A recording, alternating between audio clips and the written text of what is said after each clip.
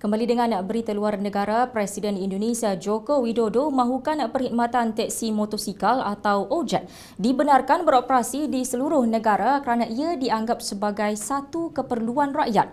Presiden yang lebih dikenali sebagai Jokowi itu dipetik oleh media dalam talian sebagai memberi reaksi segera berhubung arahan pengharaman ojek oleh Kementerian Perhubungan. Jokowi berkata beliau akan memanggil Menteri Perhubungan Ignatius Jonan untuk menarik semula arahan pengharaman ojek sebagai pengangkutan awam di negara itu. Katanya kerajaan tidak seharusnya mengenakan peraturan yang menyusahkan atau merugikan rakyat dan perkhidmatan ojek menerusi internet juga adalah sesuatu yang diperlukan oleh rakyat. Pada September lepas, Jokowi pernah mengajak operator pengangkutan awam termasuk syarikat operator ojek yang menawarkan perkhidmatan dalam talian dikenali sebagai Gojek untuk makan tengah hari bersamanya di Istana Negara bagi membincangkan pelbagai isu dan masalah yang timbul.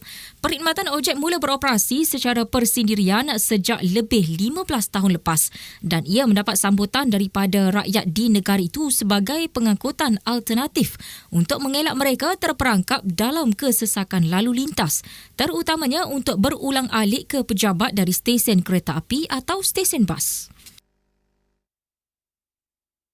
Gempa bumi berukuran 6.4 magnitud menggegar selatan Mexico dan kesan gegaran dapat dirasai di negara jiran Guatemala. Kajian Geological Amerika Syarikat menyatakan gempa pada kedalaman 97 km itu melanda pada kira-kira jam 1.49 tengah hari waktu tempatan. Itu berlaku di wilayah Chiapas kira-kira 11 km ke selatan bandar Tres Picos. Sehubungan itu, Penyelaras Perlindungan Awam Mexico, Luis Felipe Puente berkata pegawai negeri dan Majlis Perbandaran tidak melaporkan sebarang kerosakan buat masa ini. Puente menerusi Twitter berkata gempa bumi dirasai secara sederhana di wilayah Oaxaca dan kuat di Chiapas dan Tabasco. Katanya beberapa kawasan di tengah Mexico City turut merasai kesan gegaran berkenaan. Pada awalnya, USGS merakam gempa itu berukuran 6.6 magnitude. Di Turki, seramai 11 lagi orang yang disyaki anggota militan kumpulan IS ditahan pihak berkuasa Turki selepas dipercayai merancang serangan ke atas konsulat Amerika Syarikat di Istanbul. Lapor agensi berita Dogan, semua yang ditahan adalah rakyat Syria yang memiliki pasport palsu, termasuk seorang lelaki dipercayai pemimpin rangkaian itu dikenali sebagai Abdul Aziz Amin Mojbil, 18 tahun. Beliau ditangkap dalam serbuan awal pagi di daerah Esenyurt, Istanbul. Baru-baru ini, Turki menahan seorang ahli IS yang disyaki melancarkan serangan ke atas konsulat Amerika di Istanbul. Istanbul diletakkan dalam keadaan berjaga-jaga berikutan 3 pengeboman maut di Ankara dan Tenggara negara itu tahun ini. Militan IS didakwa bertanggungjawab atas semua insiden berkenaan. Setiausaha Pertahanan Amerika Syarikat Ashton Carter mengakui melakukan kesilapan apabila menggunakan email peribadinya untuk urusan rasmi kerajaan ketika mula berkhidmat yang mencetus kebimbangan kerana penggodam boleh mengakses maklumat sensitif.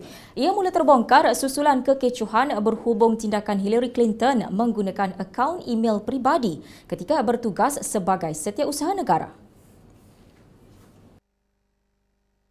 Carter berkata dia menggunakan telefon pintar untuk menghantar mesej pengurusan yang tidak mengandungi maklumat sulit kepada kaki tangannya. Pendedahan itu diperoleh daripada pegawai Rumah Putih dan Jabatan Keselamatan serta salinan email. Carter yang mula bertugas pada Februari lalu terus menggunakan email peribadi yang bertentangan dengan peraturan Jabatan Pertahanan sekurang-kurangnya 2 bulan sebelum ia dibongkar pada Mac lalu. Isu email itu ternyata menjejaskan kempen Clinton sebagai calon Demokrat dalam pilihan raya Presiden pada November 2016. Bank Dunia meluluskan pinjaman $1.5 bilion Amerika untuk program sanitasi kerajaan India bagi menyediakan kemudahan tandas untuk jutaan rakyatnya yang masih belum mempunyai akses tersebut. Pengarah Bank Dunia India Onno Roll berkata pinjaman itu dikeluarkan dalam tempoh 5 tahun.